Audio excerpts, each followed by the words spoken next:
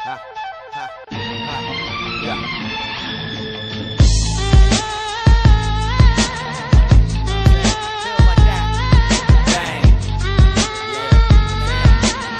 my boy John Gaglione from Gaglione Strength, and he is the most handsome man on the East Coast. You were only third most handsome when Smelly and Jesse Burdick invaded New Jersey, but now you're number one again, so you could definitely sleep good at night knowing that. So welcome everybody. This is the StrongCast podcast, undergroundstrength.tv, and once again we're with Gags. I mean, Gags, I'm going to say, he's like a master level underground strength coach. He's been to every seminar we've held at the underground. He's just really, I think, the epitome of how a coach should be. You're always learning. You even go to seminars that really, Gags, it's like you don't need to go there, but I see like what's in your mindset. You're like, I'm just going to learn one thing. Like this past weekend, you were going to go to a wrestling training seminar, which was all wrestling skill work. There was no strength and conditioning stuff minus what I was going to go over. You've seen what I do with wrestlers. You didn't have to go. Although you decided that you were feeling a little under the weather, you stayed home. But the bottom line is you show up for everything. You have what I call, I always say like a strength coach should always be a white belt. So you're always, you know what I mean? Like you have that on your so it's like the beginner's mind, you know. Yeah, and I think that's what makes people. I think that's what makes coaches. It allows you to evolve. It allows you to continually grow. And at the end of the day, when you're a coach working with people, meaning at a gym or in a physical presence, even online coaching, you just get better. You know what I'm saying? Like you evolve and you become better. And I think it's cool. So let's give some people a little background on you. You're a young guy. Like, how old are you? 20 what? 26. Yep. You're a young kid. You're a young kid. Now, talk to us about, from what I know about your kind of upbringing through sports, I know you said you wrestled in high school. I did, yes. You're from Long Island. And listen, I know that, like, Meg says Staten Island is Strong Island. And people from Long Island say it's Strong Island. Where is the true Strong Island? If the islands did have a battle, I mean, I'm leaning more towards Long Island, and I'm going to tell you why. When I drove through Staten Island, there were all clubs and nudie bars. Yeah. I think they do fist pumps with bands to kind of get ready. So that's kind of like their training style, but we use more like heavy weights and free weights. So I think that kind of like gets a little bit stronger in the long end. So you got to go a little bit further east from Staten Island. Exactly. So no offense to anybody in Staten Island. The real Strong Island is in Long Island. And like I said, just driving through Staten Island, I was like, damn, dude, all these dudes from Staten Island, that's where Z Cavarici pants were emerged from. Do you remember them, or are you too young for that? I do not own a pair of those. No. MC Hammer used to wear that stuff. Got it. I wonder if Meggs wore that shit when he was a kid. Okay, so Gags, now that we got some funny stuff out of the way, talk to us about really your upbringing into sports and what got you inspired to go into powerlifting. Where coming from really Long Island, I know there's actually like a lot of bodybuilders out there. What influenced you? So talk to us about your younger years. Yeah, I'll try and keep it brief because, I mean, my high school kind of sports career really had a large impact on me, both physically and mentally. I always kind of struggled with my weight. In ninth grade, I wrestled varsity. I wrestled 275. I was probably over 50% body fat. I mean, but I always worked hard. I always had a good work ethic. I ended up losing a ton of weight, and I got more seriously into training because I wanted to be a better wrestler. And I actually ended up wrestling 189 my sophomore and junior year. I lost a ton of weight. How much weight did you actually lose to? I was like pushing 270, and then I got down. I was as low as like 181, 184. You lost 100 pounds in 1 year. Pretty close to it, yeah. Between like 80 and 95 pounds I lost, and unfortunately, I kind of learned that I didn't really do it the right way, but the work ethic was always there. And I kind of got more serious into training. One of my old middle school wrestling coaches was a former power lifter, and he helped me a lot with my strength and conditioning, kind of got me into barbell training. I started out, I remember in ninth grade, the most I think I squatted was like 135 and 95 pounds in the bench. And we never did any straight bar deadlifts. We only did trap bar. And then from there, I kind of started getting into lifting for my wrestling. And, I hit some decent numbers in high school. I never, but nothing too crazy. I squatted like, in the 400 range. I think my best was like 425. I did about 200 pounds of body weight. And, I benched like high 200s, but I didn't, not with a pause. I kind of bounced it, that kind of thing. And I trap bar deadlifted close to 600. I did 585. So I got pretty strong, but unfortunately, what I learned, all that strength I built up, I kind of lost my senior year. And I was plagued with injuries. My junior year, I tore my intercostal muscles. So part of like my abs in here, and that was one of the most painful things I ever did. Just hurt to breathe and stuff like that. I tried coming back for the qualifiers, and I won a couple matches, but I was unsuccessful. I just was in too much pain to kind of finish it out, and I ended up not placing well my junior year, and then my senior year, I tore my hamstring the first day of football practice, and I pretty much was on one leg my entire senior year. I got some ART, I got some active release done, so I was okay with like the recovery methods and stuff, but it was not really.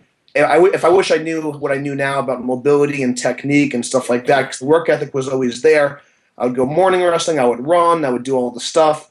I didn't eat enough. I realized I didn't have enough protein, but I got pretty strong. But it ended up my best strength was my strength, and then when I tore my hamstring, it kind of was like negated. So I never really achieved my goals in wrestling. All I wanted to do was like place in the counties, and I lost.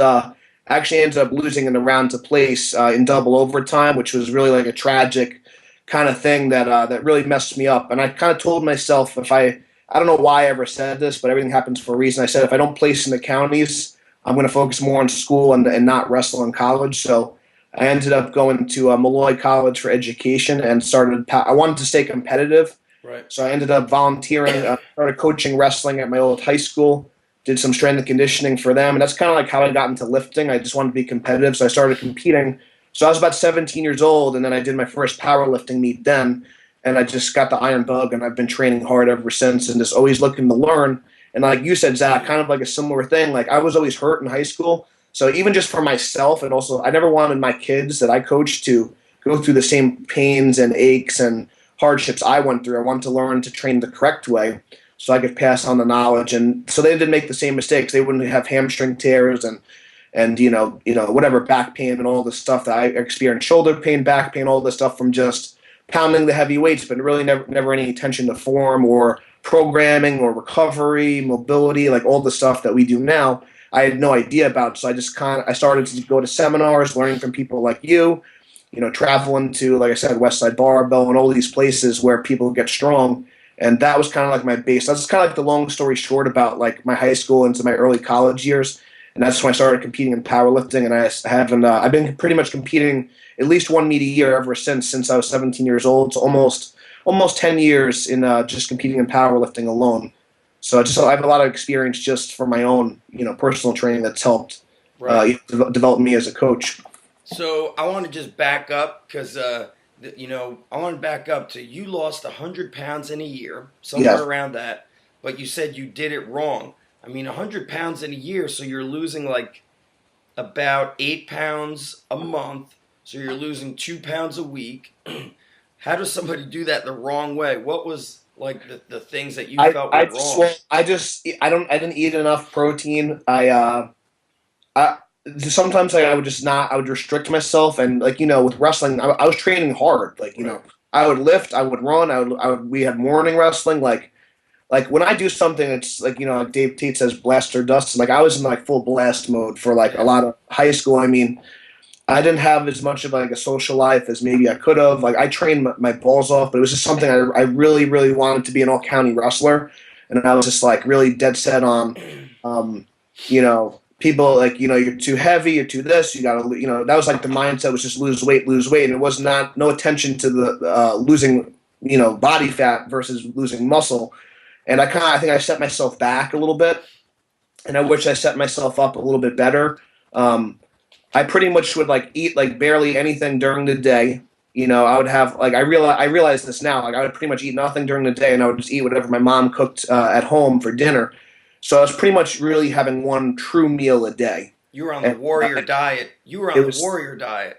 Yeah, well, pretty much, and definitely not enough protein, definitely not enough water. I mean, I could have done things better. So, like I said, but it does go to show you too, like just the hard work. Sometimes things don't have to be perfect, and I still, achieve some results. But I just wish I developed better habits moving forward because, as you know, it just like my diet's always been like an issue because I never really just got a sound foundation of just like proper like principles of just like a basic bodybuilding diet, like having a good ratio of carbs, protein, and fats, stuff like that. I would always kind of be an extremist, like one way or the other, not eat enough or eat too much, when I tried to put the weight back on. So I actually stayed in my first year of powerlifting in college. I competed in the 198 class, and then I kind of, I just didn't have enough muscle mass to kind of make gains anymore, and that's when I started to put the weight back on. But I just wish I kind of just did it the right way, had more protein, ate more meals throughout the day. I think a lot of kids kind of starve themselves, especially in wrestling, and it's really unfortunate. And I think they damage themselves like long term, and they don't even realize it. Right. I don't think. I feel like we're more knowledgeable than ever. There's maybe a little bit too much information out there because even like you and I, we're very experienced coaches. Yet we were kind of lost with our nutrition, even like within the past year or so. I've made a lot of changes the past few months. You've made a lot of changes that past year or two. And, but I think there's just so much information. It does kind of mess with your head. And I could only imagine how somebody feels who's not a coach, who's just somebody out there trying to train themselves. There's so much info out there. But the kids in wrestling are still the same. We still have kids cutting lots of weight. We even have, younger kids cutting weight. It is good. I did speak with a coach. He's a coach at a D3 school, but he wrestled at Naval Academy. He grew up in Iowa. He doesn't let his kids cut weight. He allows them to just lose whatever weight they lose. And then it's, breakfast, lunch, dinner. It was really cool to hear that. You have recently gotten back. You lost a lot of weight. I'm not sure how much. Has it been around 60? Yeah, I lost about, at my lightest, I was about 340, and I got down to as low as 275 I did like a deadlift only contest. I just wanted to make 275. I've recently put back on about between 20 and 30 pounds because I'm trying to hit a 2,000 total, squat like close to 900 and stuff like this. But I've put on mostly muscle back on. Yep. A lot of people think like I haven't changed my body weight, let alone I put on like probably like 25 pounds back on. But and then after this meet, I'm gonna lean out again and get back like into like the 280. I'd like to get back in like the 280 range. Yeah, I think you're talking about like Blast, Dust, Dave Tate. I remember I was speaking with Dave long time ago, and he was going through that phase of just getting ripped in bodybuilding. And he had certain goals. I don't recall exactly what they were, but there was a date where he would like get his final measurements. And then I was like, and then what's the next thing? He's like, I probably just won't train. It was like, he's like, I'm just not going to train. And it was going to be for like a 2-month period. I'm like, dude, aren't you going to freak the hell out that you can't like go and lift?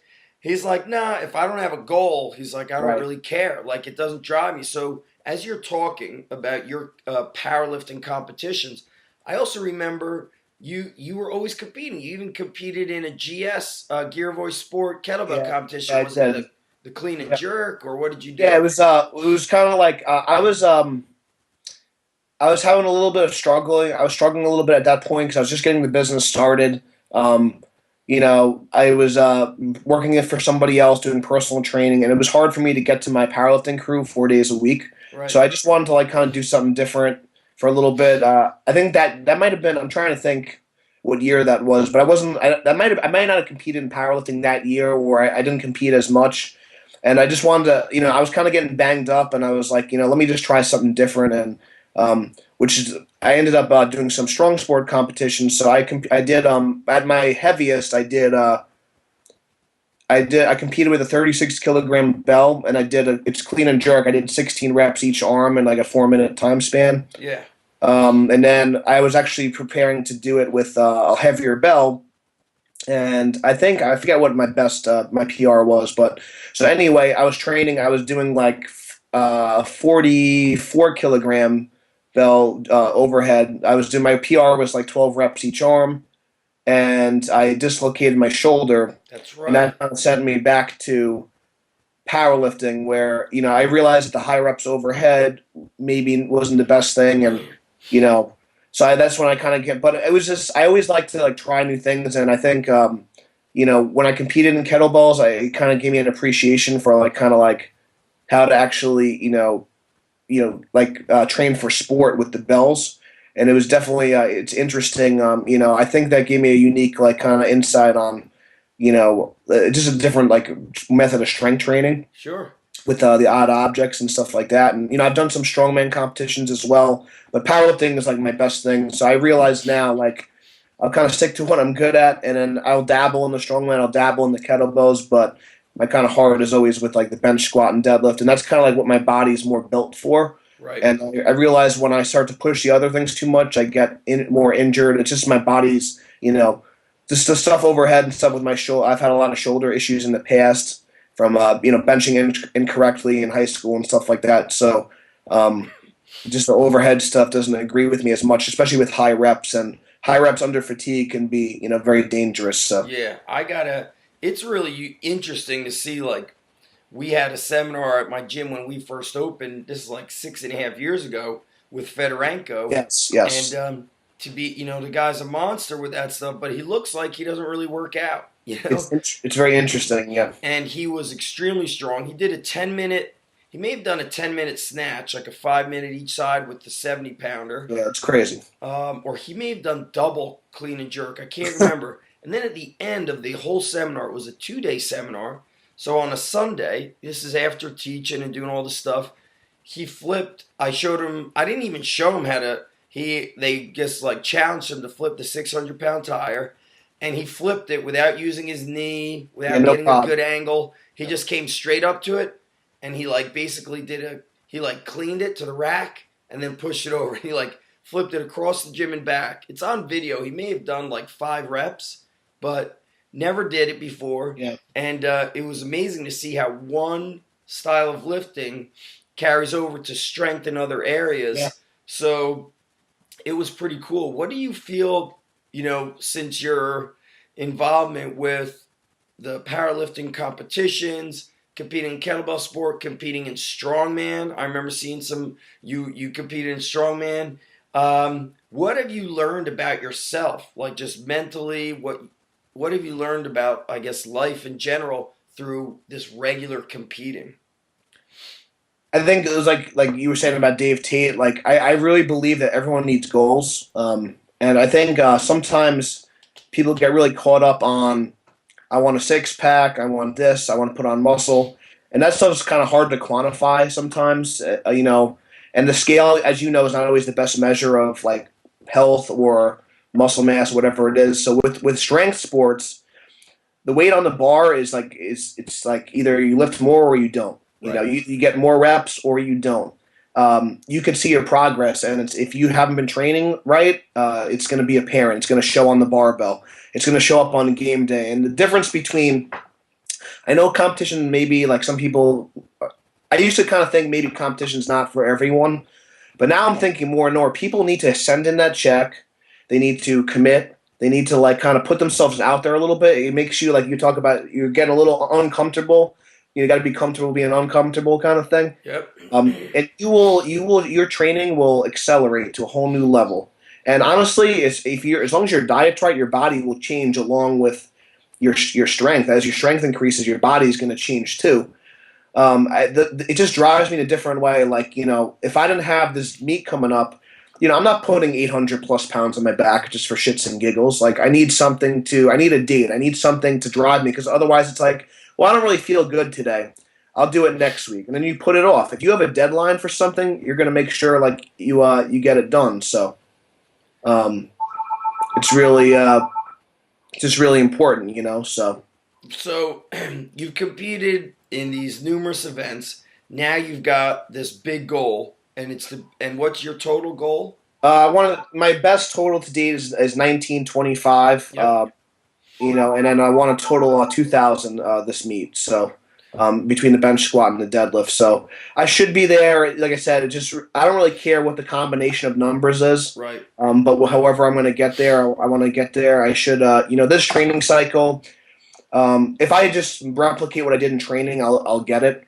I try not to max out in training truly because I found that it screws up my nervous system, especially as you get stronger. Yep. And I ended up with a squat at 875. I just saw that video. Cycle. It felt great. It felt good. And I benched 550 last night.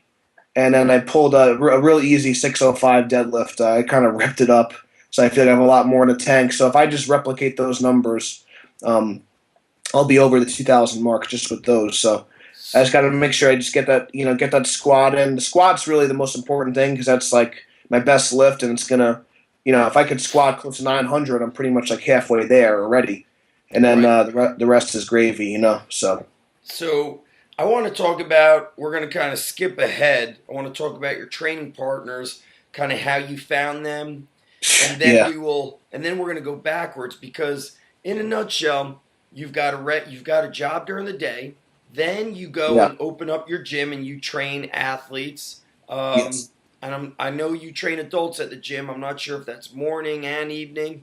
And then when it's all time to shut it down, you and your powerlifting crew get together at what time? 7 o'clock? Yeah, we was a little like kind of saying like one of our guys name is Mike Vanucci. He's actually a captain of a Division III football school in New Jersey, and he's doing really well. And he's like kind of meathead at heart. He always says, "You don't know what goes on after 7 o'clock." I see the guys that you're training with, and they look like they could run through a brick wall. It's kind of funny. They say iron sharpens iron. There's no way I'd be as strong without my crew. I mean. What's crazy is we have a mix of kind of newer guys, and then some guys are older. Like my buddy Anthony Vidal, he was always a good bencher, but he was stuck at like a 440 bench, and he recently just bench pressed 490, weighing 242. He should be over 500 this meet, and he was never really good at lower body exercises, but we kind of started to show him like we want to make you not just a one trick pony. We want to make you a three lifter. He just squatted 605 for the first time this week. He's been training for, he's about I think he's 37 years old. He's been training his whole life, and he's still making progress now. It's pretty crazy. Yeah. Then we have another guy. His nickname used to be CrossFit Mark because he was trying to be the fittest man on earth. But meanwhile, the guy's built like a tank, and we're like, Mark, why don't you try this powerlifting meet? I was training him for CrossFit. I was doing his strength training, his Olympic lifts and stuff. I'm like, Mark, why don't you try this competition, see how you do? So, long story short, at 220 pounds, he squats over 600, benches over 400, deadlifts 650, hits a 1675 total. He's top 20 in the country his first meet. With what? No gear or gear? Just a belt. Just incredible stuff. He just recently squatted 650 with a belt and knee wraps and benched 450, weighing 220. And he pulled 685 this training cycle. I mean, just like... So he's a wimp, essentially. He would never... Yeah, it's just insane. I mean, so they're pushing me now. I mean, some of these guys, one of my coaches, Eric, just pulled 675. He's knocking on the door of a 700-pound deadlift. When he first came to me, he never pulled more than 495. What? It's just like we're elevating each other to another level because, these guys never had a group that came together and was so tight-knit. It fires you up to be in that group. It's like if you don't like deadlifts at least 600 pounds, like you're not in like the 7 p.m. crew. Great. I wouldn't even be in that group. But it's like so we all like I have like the best squat. Some Moose is very well rounded, but Anthony's got like the best like bench. Eric's got a great deadlift. So like we all have our strengths and weaknesses, and we kind of push each other up. Nice. which With is really, really important. So, with this training crew that you have and everybody breaking records, there's so many programs out there to follow. right. I know you're very close with Donnie. You've trained at Westside Barbell. You spent time with Jesse and Smelly Bell. Yeah. What kind of training split are you guys following? Like, just give us the breakdown of each Yeah, day. absolutely. So, yeah, Jesse's been doing my personal programming for like the past year and my diet. He's been helping me out a lot. I've also been getting a lot of insight from Donnie Thompson. He's been helping me out with my squat training quite a bit, and that's been obviously, I just squatted 875, so it's obviously been working. I handled 900 pounds on my back the first time. Last week I did reverse band 905. It was easy. Um, so pretty much it's just a typical Westside Barbell training split. So we do 2 max effort days and 2 dynamic days. Now we kind of go against the rules a little bit because of my speaking schedule, my life schedule. A lot of times, we have masterminds and seminars and all the stuff on the weekend. So by design, we put all our heavy days in the beginning of the week, Monday, which Tuesday. is completely wrong. It's completely against what Louis says, because you want at least a day in between the max effort. Like AJ was saying, like if you go Monday max effort lower, you want to go Wednesday. So we don't do that. We do Monday, Tuesday, and it's those two days. It's like you're mangled like after it. But You do what? we do Lower max body. effort lower. We do Yeah. max effort lower body. So it's either we do a squat, a deadlift, or a good morning variation. And so over the course of a month, depending on if we're getting ready for a competition or not, usually 2 of the weeks will be a squat. 1 week will be a deadlift, and 1 week will be a good morning most of the time. So we kind of rotate through those 4 different movements, and it'll be different, different max effort movement every week. Yep. Uh, Again, training for a competition is a little bit different. On the Tuesday night is max effort upper body, Yep. and it's usually either a full range bench press, a board press, or a floor press, and then some type of overhead variation. So usually it's out of the 4 weeks in a month, there'll be 2 full range benches, a partial range bench, and then some type of overhead work, which is not typically seen all the time with powerlifters. What But do you guys do for your overhead work? sometimes we'll just do a strict press, a push press, log clean and press. So we keep it different. Are you guys who came up with the idea that we need to overhead press? Because you're right. If we're looking at like a typical powerlifting model, we'll see that big, horizontal press, some sort of bench or floor press. Then they'll do all their accessory work. I really don't hear too much of the overhead work. I agree. Well, speaking with Jesse kind of puts overhead in there for himself because he's good at it. So that's kind of like, but also like with our guys, we have a lot of raw lifters, and the shoulder strength is really important, especially for the power off the bottom, and just for your overall health. If you're always just like constantly pushing here and you're never up here, you kind of develop a lot of imbalances. So Right. it's really, I think that's really helped myself and helped everyone else, because a lot of people, especially if you're a geared lifter, if you wear shirts and stuff, and you can get away with not overhead pressing, but you only can take your raw strength so far without building up your shoulders. It's another, like, kind of Dave Tate said this too, like if your triceps bench 300, your chest benches 300, your shoulders bench 275, you bench 275. So if that's a weak link, you have to build up that weak link. Interesting. And the overhead is, it's something a lot of people get like kind of crazy about. It's like an outlawed exercise. I know Martin Rooney has that video. It's like the cops come. Like, That's so funny. But sometimes it's the best thing to get your shoulders strong. And yes, are there some people that can't lift their arms overhead? Absolutely. But I would say that's probably, we should fix that, and you should be able to get your arms overhead. And I think pushing stuff overhead is kind of like a forgotten art, and I think it's really important for people to develop that shoulder strength and stability.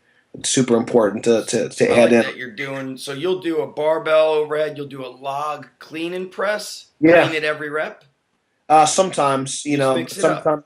So the other couple weeks ago, like I did like 10 singles. Yeah. Clean and with 200 pounds, something like not too heavy, and just it just builds up your entire back, your shoulders, everything. And then once we're done with on Tuesday, we take Wednesday completely off, And then on Thursday will be a dynamic effort lower body.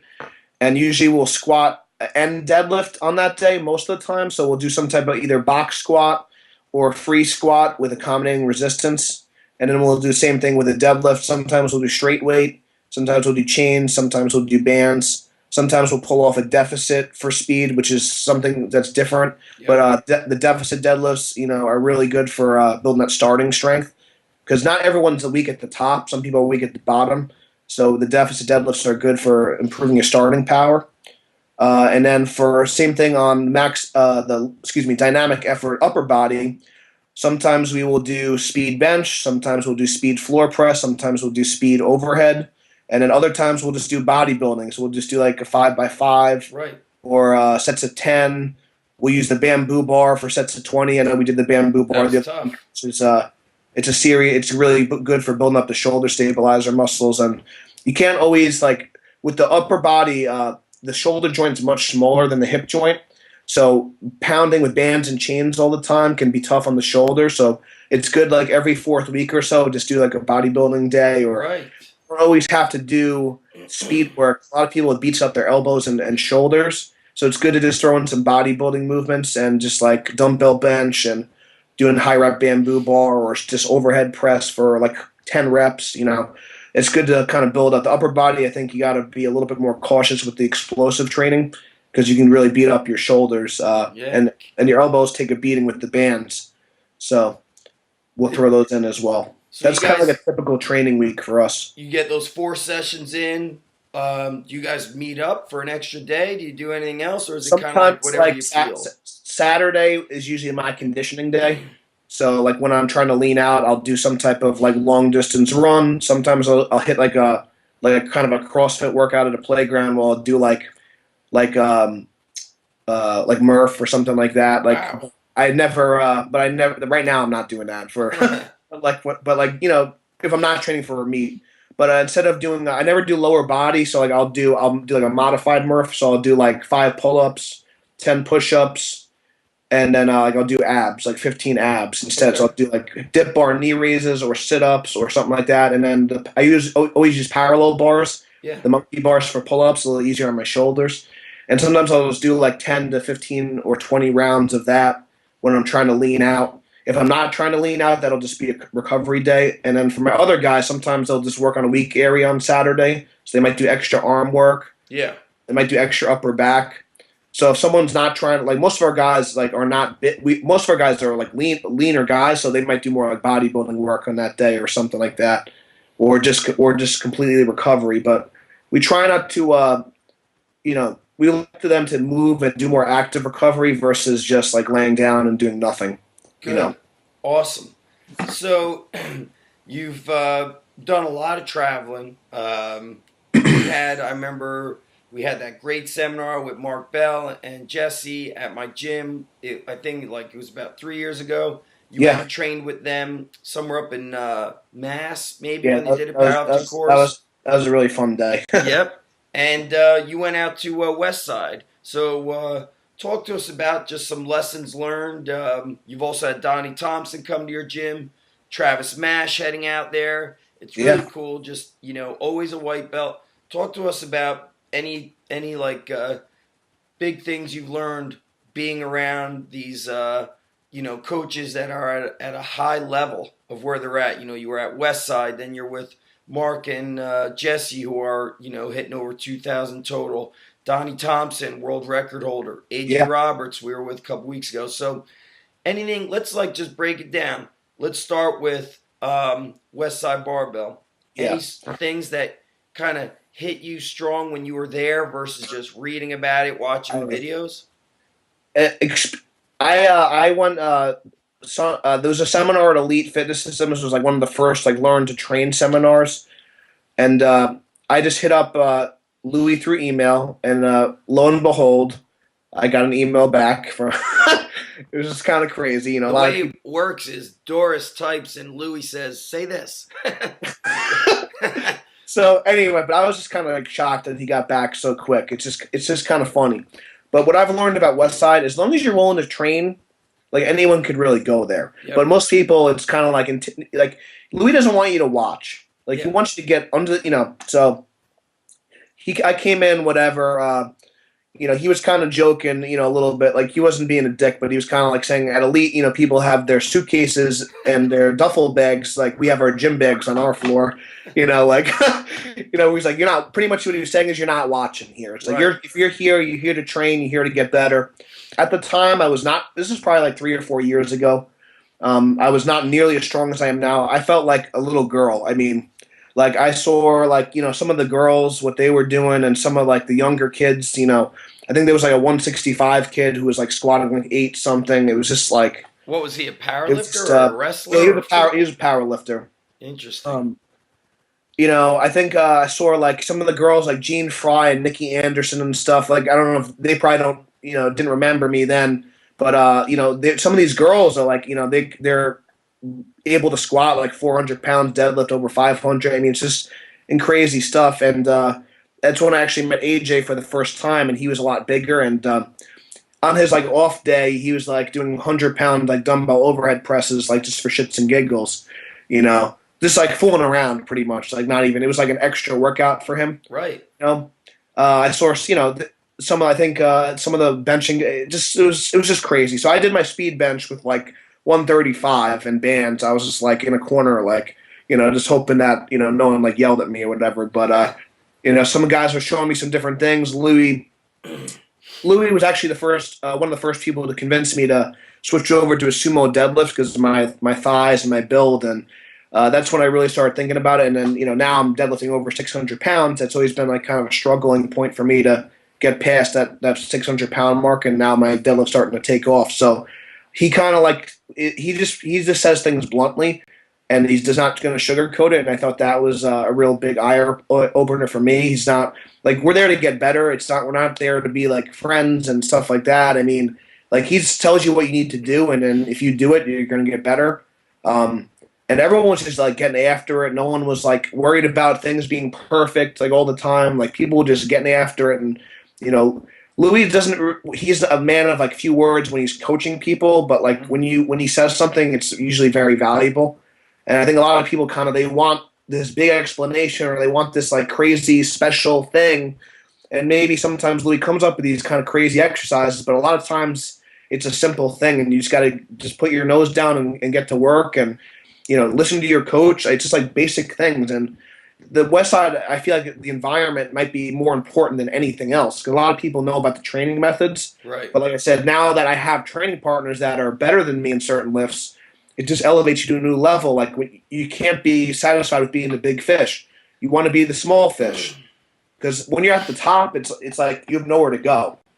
That's what AJ was saying. When he broke the world record, it was kind of like, well, I have no one to learn from. I have nothing to do. It's a lonely place at the top. It's tough. So, you got to find people that are better than you. I think that was like my biggest takeaway from Westside, and just always be learning, and just always be like, everyone needs a coach, no matter like how much you know. True. There's always someone that's better than you. Yeah. So that was my big takeaway from Westside, I would say. Did you when you were there, Gags, did you fall in love with those strong ladies or what, dude? There's a couple of the real, a couple. You were like, damn, I'm gonna marry one of these ladies. That was almost like Las Vegas for you. You were there, you worked out, then you're like, I ain't leaving this place till I get married. It's really, really funny thing. Louis, was like, oh, if you want, come back and like come for like, but this, come for a month. I'm like, yes. I'm like, Louis, I have a job, but it's like, part of me like wishes I could just like, have someone run the business for like a month or two and just go out there. And I mean, listen, if you want to be, like I said, if you want to be a world champ, like right now my business is my number one priority, but there's always like a little part of me that would just always says like, what if I just like, just freaking, just let it all hang out, and like really, no one really, it's really rare to see someone like devote 100% to one thing, But that's like when you guys, that's what I'm saying. When you have guys like AJ and Donnie and stuff, like they literally cut everything out of their life, and it could be damaging sometimes. But if you want to achieve that level of greatness, like something's got to give, So sure. Just it's eye opening stuff, and it just puts things in perspective, It's AJ and I were friends before he went to Westside, And I can't remember if he visited Westside or spoke with Louis, but we were Right. on the phone, and AJ's like, I think I want to. Remember him saying, I think. He's like, I think I want to, like, just give this powerlifting my all. I think I want to be a world record holder. And I said, well, dude, if you do that, you need to, go to Westside Barbell. At the Yeah. time, there weren't all these other kind of factions of people going to Westside, leaving Westside. My method's better. Right. Right. At Right. the time, it was like Westside was the place. I said, That's dude, like that's it. Yeah. I said, you don't have kids. You're not married. I said, why don't you just move to Ohio? And then I remember when he moved, he's like, yeah, I fucking moved here because you told me to. And I remember saying to myself, oh shit, I hope it doesn't go bad. Because I just told this younger kid to go and move to Columbus, Ohio. I mean, yeah. There's nothing else going on there except West Side. I mean, but hey, it paid off for him. You know, I mean, he's a hell of a success story, and now he's helping others. You Right. know, He he's kind has of spreading Louis' message right now, so it's pretty cool. he has a platform to speak from because he is a world record holder, and he did not just write articles about it. He went and lived it. He Yeah. did it, which is huge. Obviously, that's something that serious strength coaches get worked up about. That they see guys that don't lift or they're not big, yet they're writing a shit ton of articles. It's upsetting. It's Yeah, upsetting. it's a little bit upsetting, obviously, because people get brainwashed by that. Now, it's like we can't. Somebody like you and I, we always talk about this. We're like, dude, we wish we could just train people for free because that's really our passion. I have a Yeah. way better time in the gym than I do sitting behind a computer. Yep. Talk to us about the gym. You used to work at another place. You made a transition. You actually started inside of a very tough wrestling club. And Yes.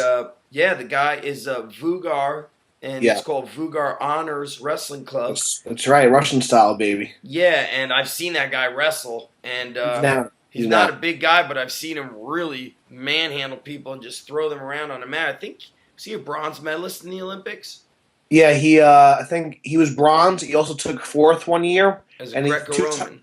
he's a two-time world champion. I mean, he's definitely the most accomplished international wrestler on Long Island, and he's one of the most accomplished wrestlers like out there. I would say in the Right. United States. I mean, Yeah, he's. I mean, it was really cool. Another kind of just quick thing talking with him, talking about keeping it simple and stuff. It was like, yeah, they didn't really have a lot of crazy techniques and stuff. They would do Olympic lifts. They would throw medicine balls and sprint. A lot that's of what he body said. weight. That's what he said he did, or what he trained the kids Yeah, there to do. that's what he did to train.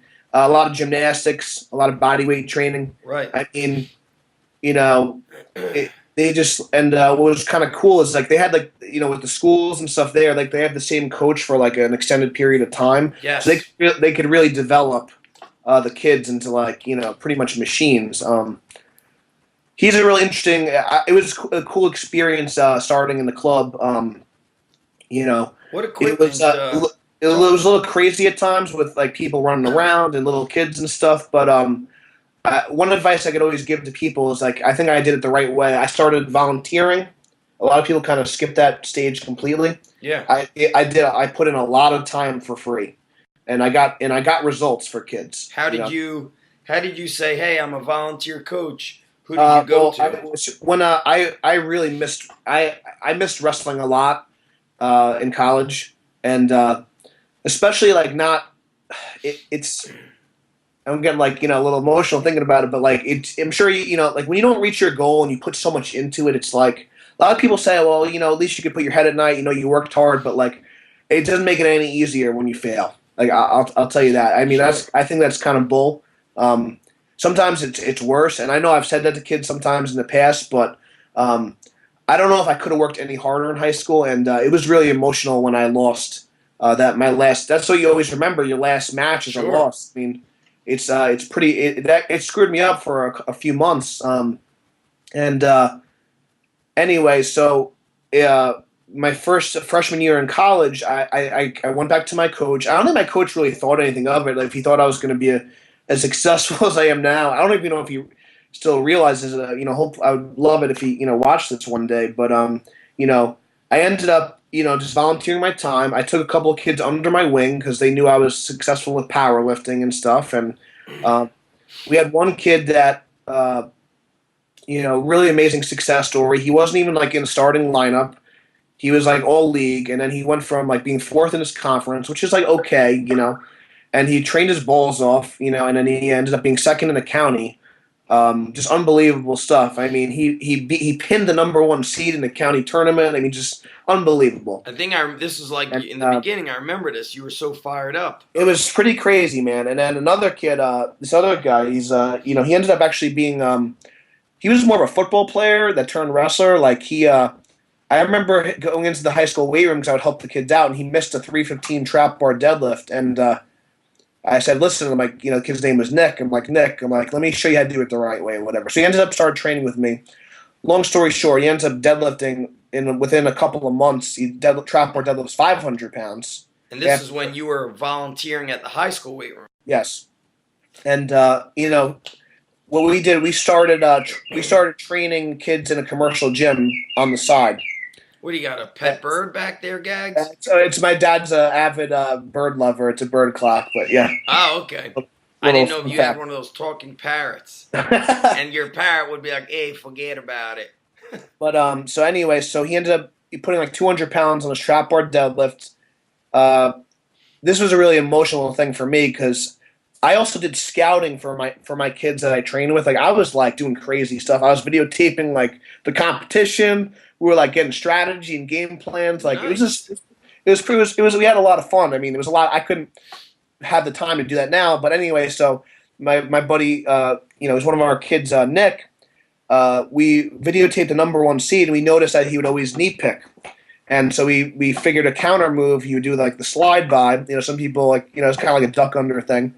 And he was the number one seed. This other kid from Uniondale, and this this kid Nick Hammer has no chance to beat him. Blah blah blah. So sure enough, we come up with a game plan. This is Nick's junior year, and slides him by within 30 seconds into the match, just like I planned. And he's up 2-0. We're like, holy crap, he's going to beat the number one seed. And he ended up upsetting the number one seed. Wasn't even ranked in the county. It was all county his junior year. Ended up placing third in the counties. Then eventually ended up being captain for a Springfield College wrestling team. Was a very successful collegiate wrestler, but all from starting just training the right way as a 10th grader. And it was just like really cool to like see people like upset these other accomplished wrestlers because they started strength training. Right. It's just like really rewarding like to see stuff like that, especially when people say like he's going to lose or like whatever. And it was just really cool. And so that's when I started volunteering, and I said, hey, maybe I could turn this into like a bit, make some money off of it, and I started personal training, and then I didn't really want anything to do with the business stuff. Really? I just wanted something. I just wanted to focus on training kids. That was my passion, and I didn't, so I'm like, I'll work for somebody else. And then quickly I realized that, no offense to anyone who's working there, we're still working there, whatever, but I was the most, I was doing the blog for them, I was doing YouTube, all this stuff, and I was getting paid the worst, and I was the best trainer in there and the most hardworking trainer in there. I brought my own equipment in, safety bars, chains, like the whole 9 yards. And, as soon as I got an opportunity to open up my own space, that's when I started connecting with you a lot more. And I started doing more like business seminars and stuff like that. I realized that I needed to make the jump, and I needed to be the master of my own fate, and put my own. I had to kind of have my own destiny and just kind of go and just go get it and make the jump. And it was really scary at first, but now I'm a year and a half into my own facility, and I couldn't be more happier with the. And the most important thing, I always stay true to myself. It's called Gaglione Strength for a reason. It's not called Gaglione Fitness. It's not called CrossFit Farmingdale. It's not called because we believe in getting people strong. And I've always thought, even with our adults, we're not just doing running around, jumping. We're trying to get people stronger in their everyday life, stronger mentally, stronger physically. Because I think sometimes people just get too cute with everything. Sure. And I just think, a lot more people, if they just focused on strength, a lot of their goals would be more achievable. And a lot of people even if their goal is fat loss, even if their goal is endurance, even if their goal is sports performance, and we have a powerlifting team now, like strength can help you, and strength is your foundation. So that's kind of like with any of the coaches listening to this, always be true to yourself and your message and whatever your passion is. And sometimes you're gonna have to, like I said, you're gonna have to volunteer, you're gonna have to work for some other people, but always stay true to you. Because there's a lot of people out there that aren't, they might just go into, like, say, CrossFit or another, like, franchise or whatever, just because they want an easy road. If you're going to be a CrossFit coach or a boot camp instructor, or you're going to open up a speed school, like, you should be living that, and that should be truly your passion and truly what you believe in. Otherwise, that's why I have my own brand, and that's why my name is in my business, because I stand behind it. Nice. and what we do, so. What, you were operating your business out of the wrestling club. Yeah. Remember, you had top of the line stuff in there. You had your Elite FTS squat. Did you have 2 racks in there? We had 2. It was really funny. There was like a flash sale, and it was like a good deal, so I grabbed 2. Right. So we had 2 collegiate racks. Those things are pricey. Yeah. But we had kettlebells, sandbags, chains, everything. Chains. Specialty bars. We had a little corner, and I had a couple specialty bars. I mean, right. We maxed out that little corner in the wrestling room. I mean, we quickly outgrew it. It was, and also, like, the problem with the wrestling club too is we could only have so many hours because the wrestling club was at night. Were you allowed to be in there when the wrestling club wasn't up?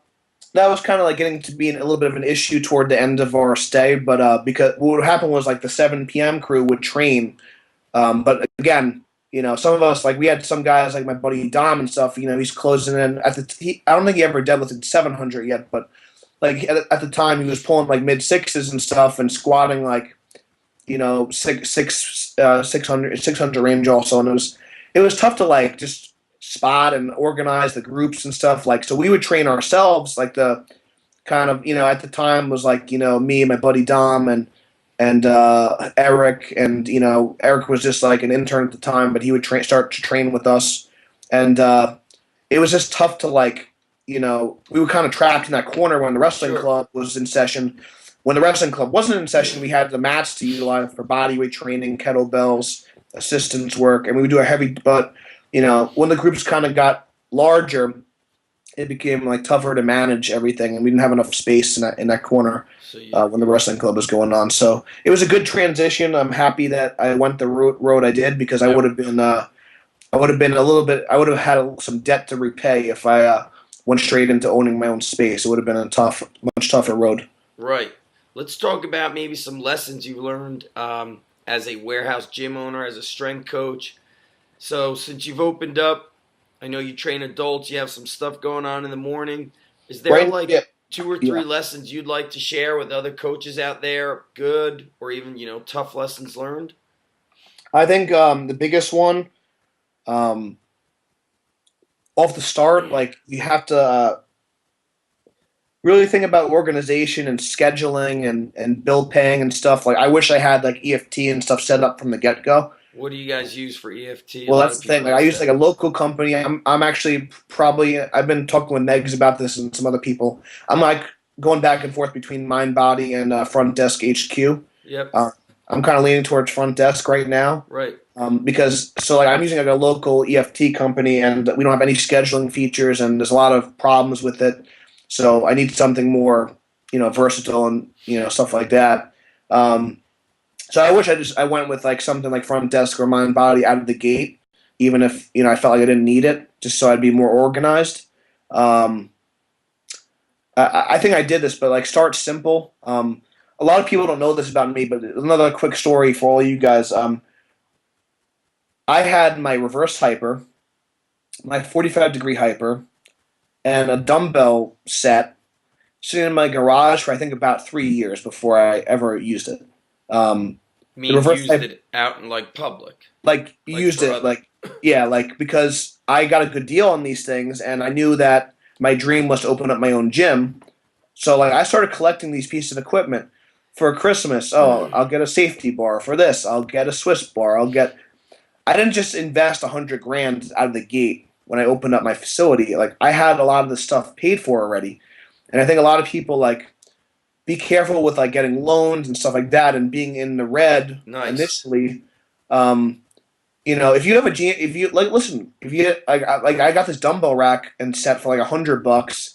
I had dumbbells up to like 75s. From what, Craigslist or eBay or? My buddy Dom like found it and he's like, "Do you want it?" I was like, "Yeah." And then this other thing, I got like my reverse hyper and my 45-degree back extension. I paid like under $1,000 Oh, you got them used. for both of them. Yes, Where did you find them?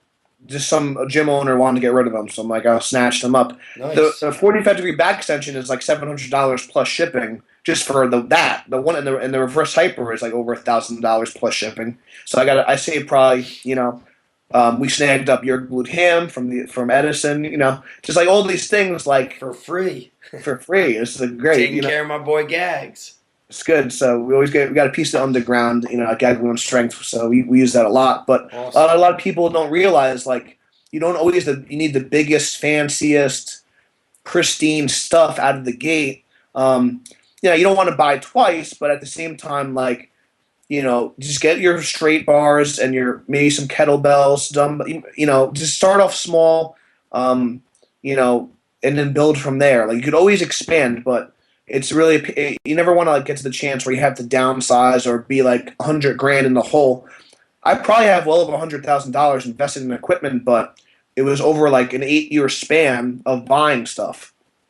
It wasn't like 1 year. Okay, because like even flooring is like a couple of $1,000s. It's like It's all it just adds up. Before you know it, you're like, oh crap, spent a lot. So start small. I learned this from you, Nuts and Berries. Get organized and get systems going from the get-go. What are some important systems that you have? Oh man, just everything from like how to open up the gym, how to schedule a client, like how does your assessment process go? Like just you need to have a vision for like all these things. What happens if they need to reschedule? What happens if How does your assessment process go? Like, so we do similar to what you're doing, but we're going to change it up a little bit in the next couple of weeks. But we put them through a basic workout. Yep. We test out like all their movement patterns. Yep. Like we want to test out their squat, push, row, core stabilization, stuff like that, hip hinge, and then we see how they're moving. And sometimes with athletes, we'll kind of put them into something a little bit more advanced. If I know like they're a wrestler or whatever, if it's like a housewife, then they're going to get a more basic assessment workout. Yep. But we start very general. What's the changes that you guys want to make to those like intro movements to your assessment? Well, all right. Like if someone's like really overweight, Yep. maybe they just hold push-up position instead of actually doing push-ups. Maybe they're just doing a band chest press. But it's a push. We're gonna test. Sure. But if someone's like 300 pounds and like 50% body fat, I'm not gonna like embarrass them, have them do push, like even try to do it. It's like it's not happening. Right. That's right. It's so funny that some people like as coaches, I tell them like, listen, sometimes you have to just be straight up with the people coming in. When you were talking about how you were so heavy as a freshman, we had a kid. He didn't even start freshman year. It was the summer before freshman year, and he was 315. And I told the parents straight up, he could, barely do anything. I said, listen, we're not training for football right now. We're training for his health. I go, I'm telling you straight up, you have to go with our elite coaching program. I want him in here 5 days a week. And I said, let's do this for 3 months. I want commitment. Otherwise, this is the only way we got to do it for his health. I think sometimes as a coach, you have to be willing to change and really tell people this is what you need to do. What do you do with the people that don't listen? Do you kick them out or you just hope that they turn the corner? I give people a chance because I think that this is kind of like the mindset I've kind of adopted. Like they need us more than we need them kind of thing. Yep. And I really want to help people. Listen, my gym's not for everyone. Most of the time, they weed themselves out because it's tough, man. It's not everyone can train next to a 700-pound deadlifter. Not everyone can train next to the wrestler that's cranking out chin-ups with chains and stuff with DMX blasting, and it's intense. So like if you can't hang, that's okay. But do you tell them, hey, this kid started Like you, he couldn't do a pull up through work. I'm sure you tell them And that. which good. It's really great having we have some like these girls that are feminine, very feminine and not like blocky or whatever. Like, and they're lifting big weights and you know benching over 135, squatting over 225, deadlifting 315. I mean, and they look great. I mean, it's nice to be able to like, hey, like look at Savannah in the corner, you know, look, she's a pretty girl, whatever, great figure and stuff, and she has a barbell and she didn't turn into a man, and Right. like it's nice to have like some people like they could see that like firsthand. And not that everyone starts with a barbell right away, but sometimes people are afraid I'm going to get too big, I'm going to get slow, I'm going to get bulky, you know, I'm going to hurt that. I think like I kind of like I was a little bit too intense in the beginning. Then I think I got too nice, and now I think I need to go back to somewhere in the middle. And Yes. like we need to. It's a great lesson. It's like you had to be able to bend a little bit.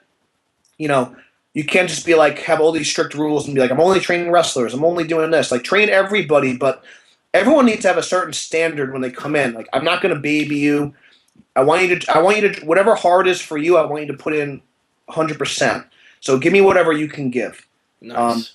It's just I think we need to have a higher standard for just people in America. It's like crazy to think, but it's like I want more hardworking people. I want people committed. I want people on time.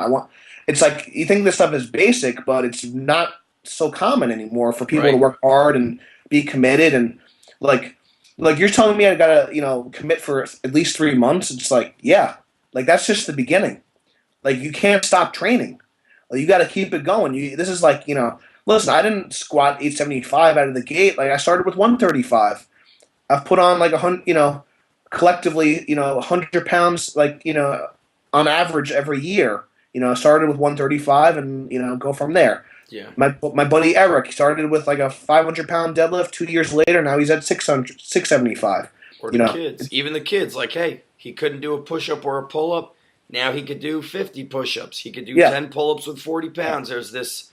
I'm sure all coaches out there are confused when kids, I don't know, don't want to succeed, or when parents don't want them to train in season, it's off crazy. season. It's crazy, man. It's upsetting, but I'm trying to like with my blog content, with the videos. I'm just trying to just.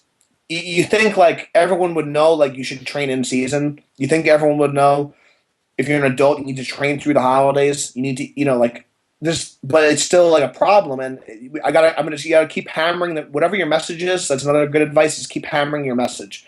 Even if you think people have heard it a million times, I'm going to keep telling people you need to train for strength. And if I sound like a broken record, that's good because hopefully then you will get it. That girls need to be strong, guys need to be strong, athletes need to be strong, adults need to be strong. You got to be able to like take care of yourself. You got to be able to run up a flight of stairs, pull up your groceries, grab your kid. Like you got to be fit. You got to be strong. You can't just be, content with being average. You want to be the best and the strongest version of yourself.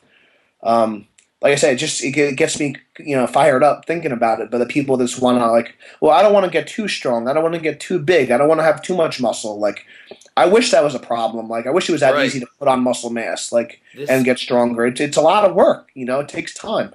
We call that when we were like, man, I don't know what they're talking about. It's like I can't. I think maybe Zig Ziglar was like, or somebody. They're like, that's mysteries of the mind. I'll never know why somebody thinks that way or talks that way, and I can't continue to waste my energy questioning it. But I'm like going to stay the path. I'm going to keep, plugging away on what I know is right. Let's close out. We're gonna have to do a part 2, Gags. I want to get more into so much we could talk about. But. Yeah, I want to get more into lessons learned from the big coaches. I want to hear how you train differently. The adults from your athletes, if the girls train different, all that stuff. But I'm sure, first of all, before we close out, people could check out your blog. A lot of awesome stuff at gaglionestrength.com. There's also a lot of amazing articles on T Nation that they could check out. You hold seminars at your gym. Now, before we close out, I like to ask this question. I always say, what's the one question you wish I asked you or somebody else? You wish that somebody would just ask this one question that you feel needs to be answered. Is there a question out there that you wish, or something you wish we spoke about? Man, I don't know if there's like a particular question or whatever, but like I said, I just think I just want to leave with leave you guys with just do always do one thing to get yourself better every day. Always look to advance and get better. I think a lot of people like I don't know if it's a question or not, but like a lot of people just I wish people would just have a better sense of really what it takes. Like, what does it take to be a good strength coach? What does it take to be strong? Like, you have to know it's going to take work ethic. It's going to take time. It's going to take consistency. I don't like all these things where it's like 6 minutes of this, 8 weeks this, 2 weeks this. How about like let's train for a year? Let's people want like how can I make six figures like tomorrow? You know. So like I want people to like ask like what's a good question would be what's the legitimate time frame for whatever your goal is like and let's be realistic about it because I think a lot of people don't they want things today, they want things yesterday, and I think a lot of people see like my gym's only been open for a year and a half, but I've been doing strength and conditioning stuff since I've been 17 years old, and I'm 26. It's almost 10 years. Like I've been doing stuff toward my goal. I People think see that that. people see that I'm 26, and they're like, "Well, you don't know anything. You're barely, you're not even 30, But I feel like a lot of my knowledge and lessons learned are from all those mistakes I made dating back to 1989 when I was a kid. yeah, What's interesting is I wish it wasn't this way, but Mark Bell interviewed Mike O'Hearn, natural bodybuilder, very, very strong. And yes, Mark said when Mike O'Hearn spoke about his training advice and his own training, he said, "You always lift heavy. You squat, you bench, you deadlift heavy." And then Mark said, "Well, that's probably why you're not like you could even be more popular." But you're not offering any gimmicks. You're not offering any fads. yeah, You're telling people to work hard and lift heavy.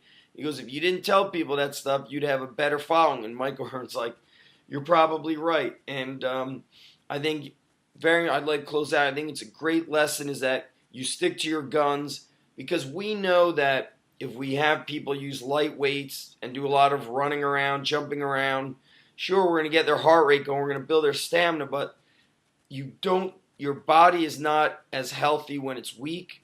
You're more yeah, susceptible to injury. Your confidence is not where it could be when you're strong. There's a very unique confidence absolutely, knowing that yeah, you could lift heavy and also lift heavy while being tired. There's a lot of, strength is just, I think it is such a gift, and it's something that I like that you stick to that. So great absolutely. on. It's just great that you said none of this quick fix stuff. So Gags, we'll close out. Let's real quick. We got GaglioneStrength.com. I want to put up this DVD that you made with Donnie Thompson. Amazing guy. I still have to look through this, but I know it's going to be awesome. You guys did training. You did mobility. Is this going to be out on your website roundabout when? It would be out in November sometime. I don't have I'm just kind of waiting on my web guy to put up a sales page, and I got to get it through ClickBank. But Yes.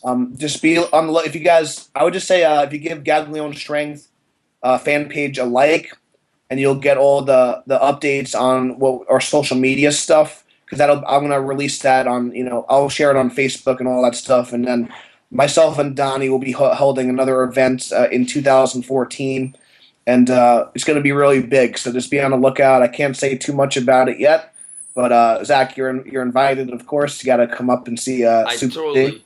You guys So are. I've it's learned so much from you, from Donnie. So yeah, this will be awesome. And if they like your fan page, I think they get 3 naked photos of Mark Bell.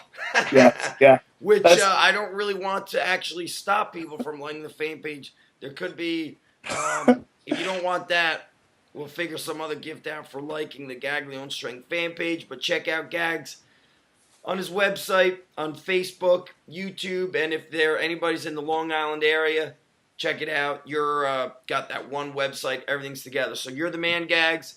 Much respect, bro. Everybody for listening to StrongCast podcast. Get more info at undergroundstrength.tv. And that's it. We're going to keep talking about strong body, strong mind, strong life. And Gags, have an awesome day. I'll catch you later, bro. YouTube, brother. Peace.